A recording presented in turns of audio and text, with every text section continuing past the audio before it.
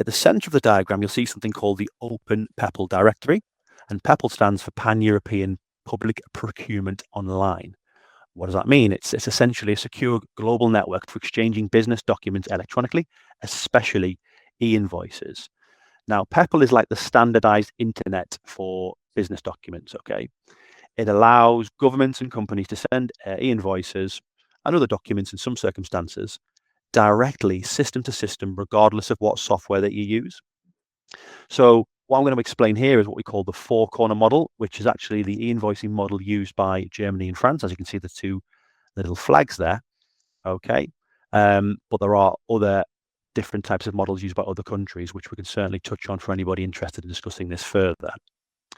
So corner one is the supplier, okay? So that's where an invoice is created in someone's ERP or finance system. Corner two is the supplier access point, okay? So this is where the invoice is converted into a relevant Peppol format. So we touched on this earlier, okay? The Germans use the X-Rechnung, the Zugford, there's UBL, the French use the Factor X, etc. So all of these formats are converted in Peppol and sent across the network. On corner three, the buyer access point here is where we receive and validate that invoice, and that's delivered into the buyer's system.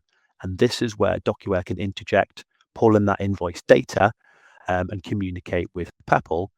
And then on to corner four, which is where the buyer receives the invoice directly into the ERP or AP system, which of course is the bit where we'll have the smooth data transferred from Peppol into the AP system, but also where DocuWare communicates into that system there as well. We will touch on this a little bit later, but this is also an opportunity for us to talk about the workflows that sit behind this, because we're still talking about accounts payable processes for matching and validating against purchase orders and delivery notes potentially as well, which can be brought into the mix.